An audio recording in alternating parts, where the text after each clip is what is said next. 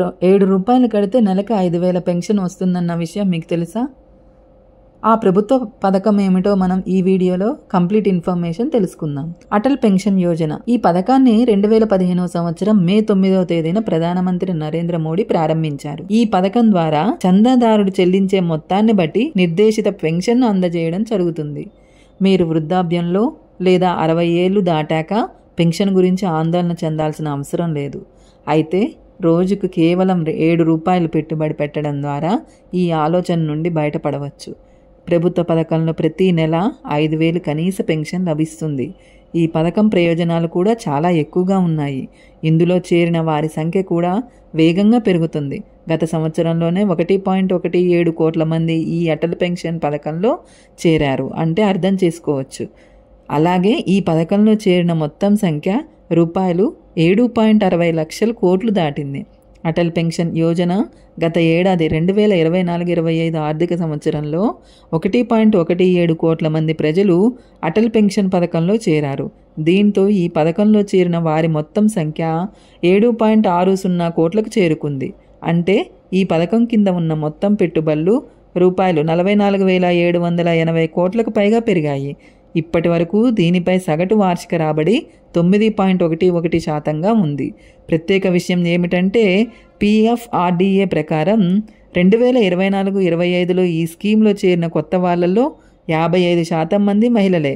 Atal pension యోజనలో ప్రత్యేకత ఏమిటంటే ముఖ్యంగా అసంఘటిత సెక్టార్ కోసం ప్రారంభించిన APY కింద ప్రజలు 60 సంవత్సరాల వయసు నుండి వారి ప్రతి నెల పెట్టుబడి పెట్టి నెలకు రూపాయలు 1,000 నుండి 5,000 వరకు ఖచ్చితమైన పెన్షన్ పొందవచ్చు. ఒకవేళ పెన్షన్దారుడు మరణిస్తే ఈ పెన్షన్ అతను లేదా ఆమె జీవిత భాగస్వామికి ఇస్తారు. అలాగే జీవిత భాగస్వామి కూడా మరణించినట్లయితే 60 సంవత్సరాల వయసు వరకు కట్టిన పెన్షన్ మొత్తాన్ని నామినీకి తిరిగి ఇస్తారు. అటల్ పెన్షన్ పథకాన్ని ఎవరు పొందవచ్చో ఈ వీడియోలో ఇంకా పూర్తి వివరాలు తెలుసుకుందాం. భారతదేశంలోని ఎవరైనా ఈ పథకంలో కూడా అప్లై చేసుకోవచ్చు. అలాగే పథకం ప్రయోజనాలను పొందవచ్చు. ఈ స్కీమ్ మీ పదవి విరమణ తర్వాత ప్రతి నెల ఆదాయాన్ని ఇస్తుంది. 18 నుండి 40 సంవత్సరాల మధ్య వయసు ఉన్న వారెవరైనా సరే ఈ పథకం ప్రయోజనాన్ని పొందవచ్చు. పెన్షన్ లెక్కింపు ఎలానో తెలుసుకుందాం. అటల్ పెన్షన్ యోజనలో మీరు పెట్టుబడి పెట్టే మొత్తం ఇంకా మీరు పెట్టుబడి పెట్టే కాలం ప్రకారం మీ పెన్షన్ నిర్ణయిస్తారు. అంటే మీకు ఎంత పెన్షన్ వస్తుందనేది మీ వయస్సు మీద ఆధారపడి ఉంటుంది. సింపుల్గా చెప్పాలంటే మీకు కనీసం రూపాయలు 1,000, 2,000, 3,000 లేదా 4,000 లేదా గరిష్టంగా 5,000 పెన్షన్ లభిస్తుంది. మీకు 18 సంవత్సరాల వయస్సు ఉండి ఈ పథకంలో ప్రతి నెల రూ. 210 పెట్టుబడి పెడితే 60 సంవత్సరాల వయస్సు తర్వాత మీకు ప్రతి నెల 5,000 పెన్షన్ లభిస్తుంది. అలాగే 80C కింద ప్రీమియంపై పన్ను మినహాయింపులను కూడా ఉంది. APY సభ్యులకు 60 ఏళ్లు నిండిన తర్వాత స్థిర నెలవారీ పెన్షన్ కు అందించడానికి ఉద్దేశించబడింది. చందాదారుడికి 60 ఏళ్లు నిండిన తర్వాత అతను లేదా ఆమె APY ఖాతా ఉన్న బ్యాంకుల్లో అధిక నెలవారీ పెన్షన్ లేదా ఆమె ఇవ్వబడిన కనీస నెలవారీ పెన్షన్ను ఉపసంహరించుకోవడానికి అభ్యర్థనను సమర్పించాలి. ఆమె ఇవ్వబడిన రాబడి కంటే రాబడి ఎక్కువగా ఉంటే చందాదారుడికి అధిక నెలవారీ పెన్షన్ లభిస్తుంది. 60 ఏళ్ల వయస్సు వచ్చేలోపు APY పథకం నుండి నిష్క్రమించుకోవచ్చు.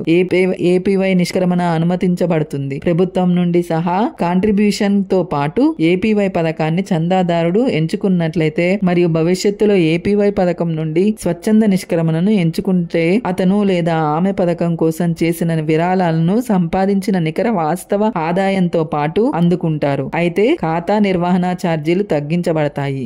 సహకారంపై సంపాదించిన నికర వాస్తవ ఆదాయంతో పాటు ప్రభుత్వం చేసిన సహకారం తిరిగి చెల్లించబడదు. చందాదారుడు 60 ఏళ్ల వయసు నిండకముందే మరణిస్తే చందాదారుడు 60 ఏళ్ల వయసు వచ్చేలోపు మరణిస్తే జీవిత భాగస్వామికి ఖాతాను కొనసాగించే అవకాశం ఉంటుంది.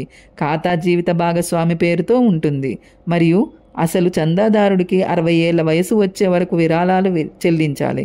జీవిత భాగస్వామికి లభించే పెన్షన్ మొత్తం చందాదారుడు అందుకున్న దానికి సమానంగా ఉంటుంది. జీవిత భాగస్వామి ఈ పథకాన్ని కొనసాగించాలని ఎంచుకోకపోతే APY ఖాతాలో పేరుకుపోయిన మొత్తం కార్బన్స్ అమౌంట్ జీవిత భాగస్వామికి లేదా నామినీకి తిరిగి ఇవ్వబడుతుంది. Thanks for watching.